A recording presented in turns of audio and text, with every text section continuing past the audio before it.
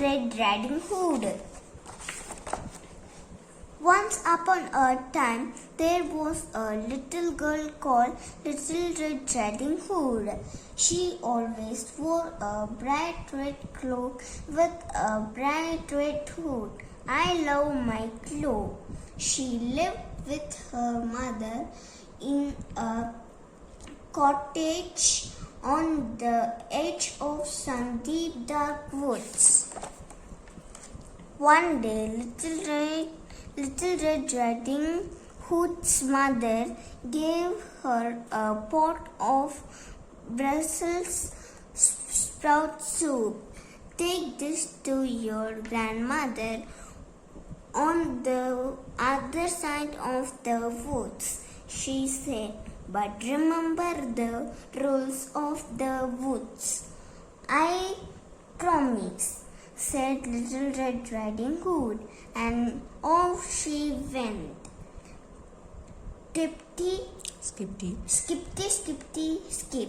Skippity, skippity, skip. Oh, what a lovely day, said Little Red Riding Hood. Good morning, Little Red Riding Hood, called the woodcutter. Good morning, woodcutter, called Little Red Riding Hood.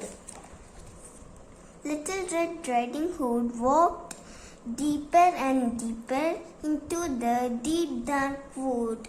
It grew darker and darker. So Little Red Riding Hood didn't see the wolf waiting for her on the path, and the wolf didn't see Little Red Riding Hood either. Little Red Riding Hood stumbled straight into the wolf. Oh, ag, oof! What are you doing in the middle of the path? Asked Little Red Riding Hood. I nearly spilled my granny's Brussels sprouts soup. Sprouts, yuck. Wolves only eat juicy red meat. Little Red Riding Hood had forgotten the rules. Rules don't talk to wolves. The wolf was just about to gobble up Little Red Riding Hood when he had a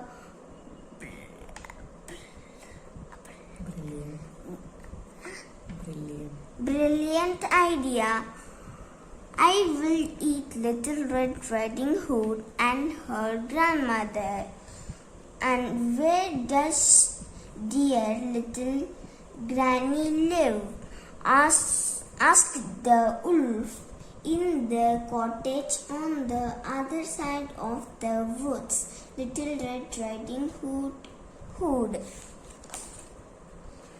The wolf raced to the cottage and knocked on the door. Tap, tap, tap. Come in, called grandmother, and gobbled up Little Red Riding Hood's grandmother in 2 seconds flat. Bony, but not bad.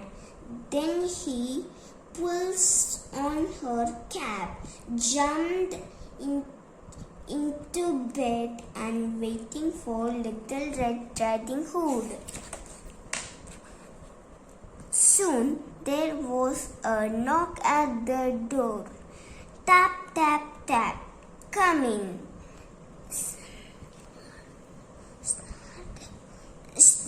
Snarled the wolf as softly as he could. Little Red Riding Hood looked at her grandmother,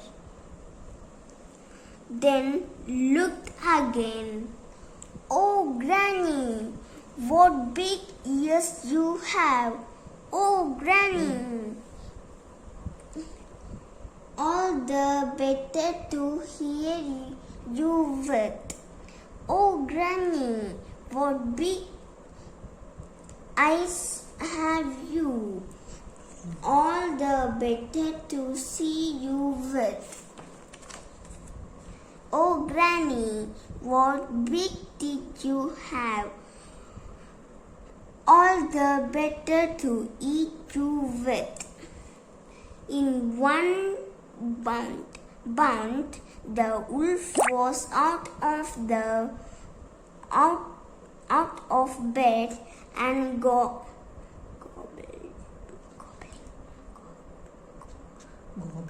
gobbling up Little Red Riding Hood. "Delicious," he said, then fell fast asleep. As he slept, he snored very loudly.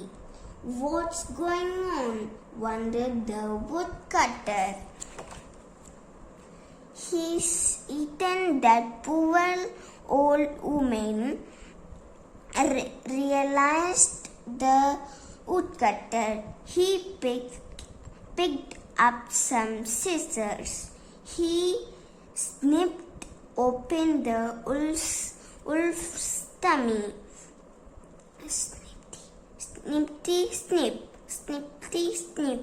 Out opened grandmother and Little Red Riding Hood too.